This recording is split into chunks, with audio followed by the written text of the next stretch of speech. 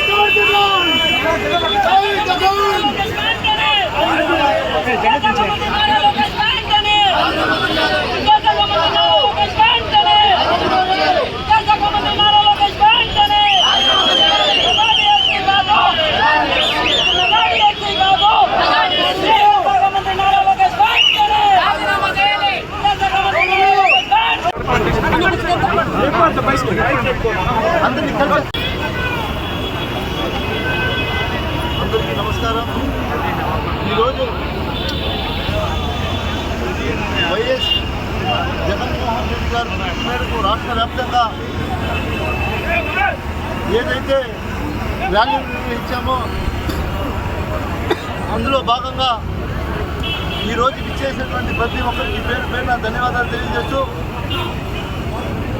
ఏదైతే ఈ డిఎస్సిలో జరిగినటువంటి మోసం ఈ ఆంధ్ర రాష్ట్రానికి తీరని లోటుగా భావించి మాజీ ముఖ్యమంత్రి వర్యులు వైఎస్ జగన్మోహన్ రెడ్డి గారు దీని మీద సిబిఐ ఎంక్వైరీ చేయాలి, చేస్తే కానీ నిజ నిజాలు తెలియవని బయటకు రావని, అదేవిధంగా ఈ రాష్ట్రం మొత్తం కూడా ఏదైతే 16,000 ఉద్యోగ పోస్టులకు పిలుపునిచ్చిందో ఈ ఆంధ్ర రాష్ట్రం ప్రభుత్వం ఈరోజు మీరు చూస్తే అనేక రకాలుగా, ఒకటి కాదు, ఇది కేవలం వాళ్ళ పార్టీలో ఉన్నటువంటి నాయకులు కావచ్చు, లేదో తండ్రి చంద్రబాబు నాయుడు గారు కావచ్చు, ఆయన కుమారుడు విద్యాశాఖ మంత్రి లోకేష్ గారు కావచ్చు, జోబులు నింపుకోవడానికే ఈ మెగా డిఎస్సి అనేది ఒక పెద్ద కుంభకోణంగా ఈ ఆంధ్ర రాష్ట్ర ప్రజలు గమనిస్తూ ఉన్నారు. ఎందుకంటే అనేక అనుమానాలకు తావిస్తూ ఉంది ఈ డిఎస్సి.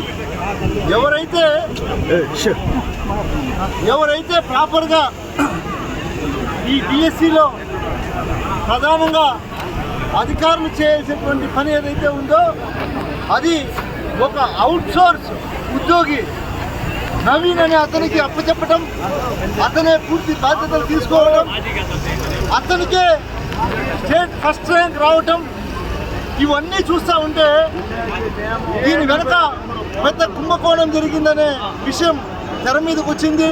తెర మీదకి వస్తేనే ఆన్లైన్లో అతనికి వచ్చినటువంటి ఏదైతే ఫస్ట్ ర్యాంక్ వచ్చిందో దాన్ని డెలీట్ చేసినటువంటి సంగతి ఈ ఆంధ్ర రాష్ట్రానికే కాదు, ఈ ప్రపంచానికి మొత్తం కూడా తెలిసినటువంటి పరిస్థితి.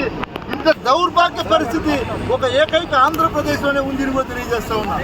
కాబట్టి వైఎస్ఆర్ కాంగ్రెస్ పార్టీ డిమాండ్ మాది ఒకటి, ఏదైతే అవకతవకలు జరిగాయో వాటి మీద సిబిఐ ఎంక్వైరీ జరపాలి. అంతవరకు నారా లోకేష్ గారు రాజీనామా చేయాలి. సిబిఐ ఎంక్వైరీ చేరిన తర్వాత నువ్వు మంచివాడని నిరూపించుకుంటే ఆ తర్వాత నువ్వు మంత్రి పదవి చేపట్టాలని మా ఈ ఆంధ్ర రాష్ట్ర ప్రజల డిమాండ్ అని కూడా తెలియజేస్తున్నాం. అదేవిధంగా మీరు చూస్తే మనం ఏదైతే గత 3 రోజుల ముందుగా రిలే నిరాహార దీక్షలు చేశాం, ఎవరికి ఏ ఆటంకం కలిగించకుండా, ఎవరికి కూడా ఇబ్బంది కలగకుండా మన పార్టీకి మనం చేసి సంఘీభావాన్ని తెలియపరిస్తే 3వ తేదీ మేము పర్మిషన్కి అప్లై చేసుకున్నాం. 10వ తేదీ ర్యాలీ ఉందని, 9వ తేదీ రాత్రి 30 యాక్ట్ పెడతారు. అంటే మేమేమైనా ఉగ్రవాదులా? ప్రజాస్వామ్యంలో మేము కూడా గతంలో శాసనసభ్యుడిగా పనిచేశాం. ఇంత అరాచకం ఎప్పుడు కూడా మేము చూడలేదు.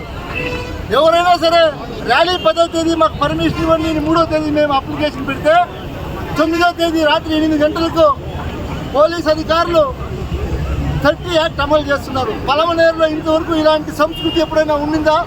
పలమనేరు ప్రజలారా మీరు గమనించండి. ఇంత సంస్కృతి 30 యాక్ట్ అంటే ఏంటి? ఏదైనా ఉగ్రవాదులు ఏమన్నా ఇక్కడికి విచ్చేసి ఏదైనా ప్రభుత్వానికి ఏమైనా ఆటంకాలు కల్పించే విధంగా కానీ, ప్రజలకు ఆటంకాలు కలిగే విధంగా కానీ, లేదా మేమేమైనా తెలుగుదేశం వాళ్ళ ఇంట్లో మీద దౌర్జన్యానికి పోయామా? సిక్కు లేదా మీకు పోలీసులు కానీ అడుగుతూ ఉన్నాం. వైఎస్ రాజశేఖర రెడ్డి గారి విగ్రహం ముందర దాదాపు 4 రోజులు తెలుగుదేశం వాళ్ళు కటౌట్ కట్టి మేము ఏ కార్యక్రమం చేయాలన్నా అడ్డంగా పెట్టారు. ఇలాంటి సంస్కృతిని ప్రోత్సహిస్తున్నటువంటి పోలీస్ శాఖకు కొంచెమైనా సిగ్గుందని అడుగుతూ ఉన్నా. ఇదే విధంగా మీరు చూడండి, నందమూరి తారక రామారావు గారు ఉన్నారు ఇక్కడ.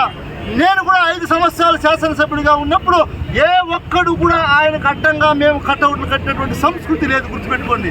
మీరు మాకు నేర్పిస్తున్నారు, మేము నేర్చుకుంటాం. గుర్తుపెట్టుకోండి, ఇలాంటి సంస్కృతి పలమనేరులో ఇంతవరకు లేదు. మా వాళ్లకు మీరు నేర్పిస్తున్నారు ఇలాంటి సంస్కృతి. ఖచ్చితంగా దగ్గరలోనే ఉంది. అయిపోయింది, మీ టైం అయిపోయింది. ఆంధ్ర రాష్ట్రం మొత్తం మీరు గిర అని తిరిగి పాతాళానికి వెళ్ళే సమయం ఆసన్నమైంది. గుర్తుపెట్టుకోండి. ఎందుకంటే మీరు ప్రజల్లో మీ పార్టీ అధికారంలోకి వచ్చిన తర్వాత మీరు ప్రజలకు ఇచ్చినటువంటి మాటలన్నీ గాలికి వదిలేసి, అబ్బా కొడుకు కావచ్చు, కూటమి నాయకులు కావచ్చు, గాలికి వదిలేసి మీరు పేద బడుగు బలహీన వర్గాలకు అందించినటువంటి ఘనత జగన్మోహన్ రెడ్డి గారిది. ఇంటింటికి కూడా ఆ రోజు వెళ్ళి పథకాలు అందించినటువంటి సమయంలో కరోనా కూడా 2 సంవత్సరాలు ఉండింది. కరోనా ఉన్న సమయంలో కూడా పథకాలు ఆగకుండా జగన్మోహన్ రెడ్డి గారు ఇండ్లకు అందించినటువంటి ఘనత.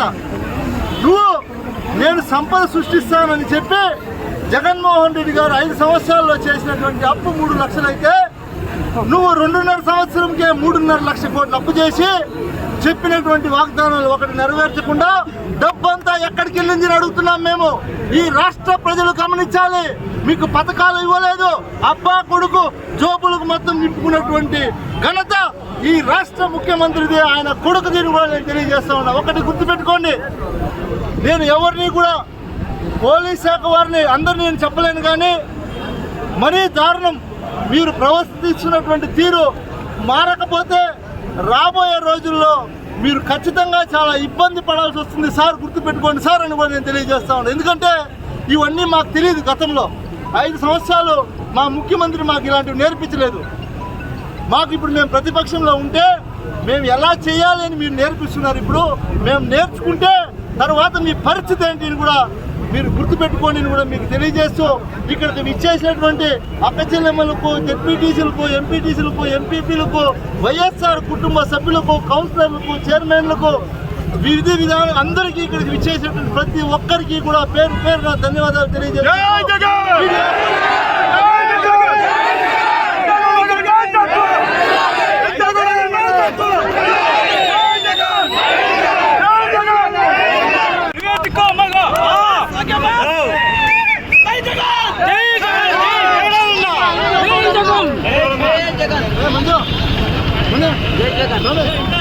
అన్నా ఫోటో తీయనన్నా అయ్యాలే లోపల ఫోటో గేట్ రైట్ ఇప్పుడు చెప్తాను.